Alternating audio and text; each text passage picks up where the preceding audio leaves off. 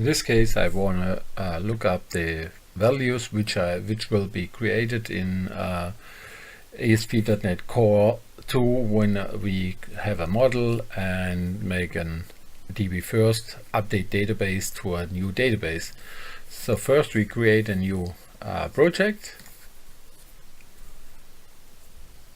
We're gonna say this is a new empty project in MVC Core, and we go there to our web test and we say this is my test 4, test 04, and we go now there and say it's a MVC application, core, model view, controller,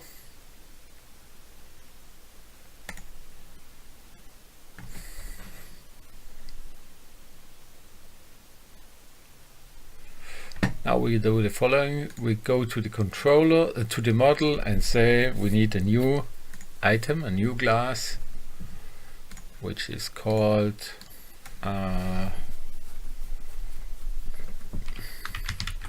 test fields.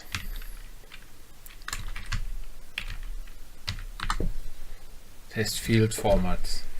Now we have this one, and we will say, okay, take from my other project all that stuff.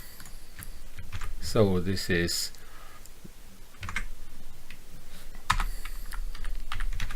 there is a string integer. We had to do the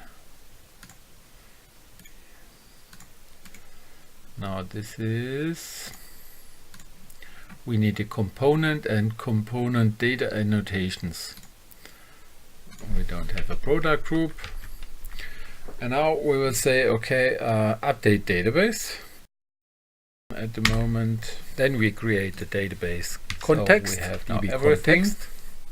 And for the DB context we need the entity framework core, so we save that, and then we have to add the connection into the startup CS in ASP.NET Core, and then after this we are able to make the add migration initial, and after this the add migration. So this was the problem, and now we say update database.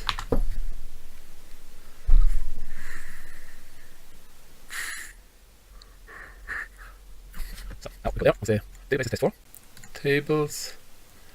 And now we have the test fields. We say view designer, and now we have the following, but always default is missing. So what did we learn out of that?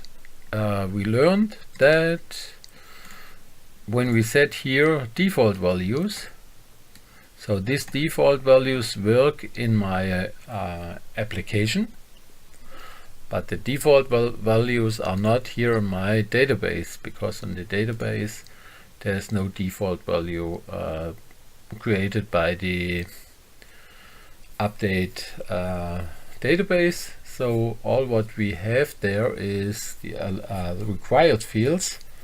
So when we say there in our database required, where is it? Required, for example, then it would be there. But and also the string length should also be there. String length 50. When we go there, the string length should also be 50.